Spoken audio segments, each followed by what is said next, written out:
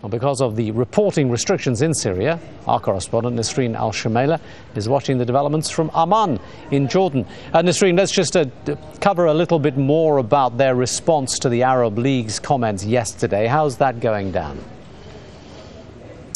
Well, basically, we've been getting response from the Syrian opposition regarding the statements of Mohammed Dabi, about the Arab League mission there. And he is basically, according to activists, taking the side of the Syrian government when he says that whoever thinks there are still tanks on the streets of Syria is mistaken, and that all of these tanks and heavy weaponry and military vehicles have been withdrawn, and that's according to him. What's more important is that he says armed groups are responsible for a lot of the violence inside Syria, and that when they provoke, the Syrian security forces retaliate. Well, the Syrian opposition definitely doesn't think that he is a credible source of information. They think that he spent too much time with the Syrian authorities. They also question his history as a former army general in Sudan and in Darfur. They say that the relations between Sudan and the Syrian government are very strong, and that Dabi basically represents his country in this Arab League mission. So the Syrian opposition don't think that it's a credible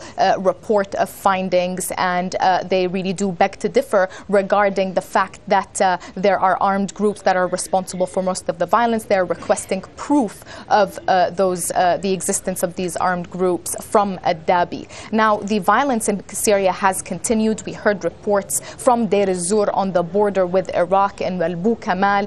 There was a very heavy and loud explosion that was heard there, and heavy gunfire as well, and reports that army defectors from the Free Syrian Army clashed with members of the Syrian military. We also heard similar reports of continuing gunfire inside several districts of Homs, including Karm al-Zaytun, Al-Ashira, and Deir Ba'alba districts, and several people were injured there as well. And in Idlib, in a Sahan village, we heard reports of a similar military assault with very heavy shelling and gunfire reported there as well. All right, Nisreen El-Shamayleh in Amman, thanks.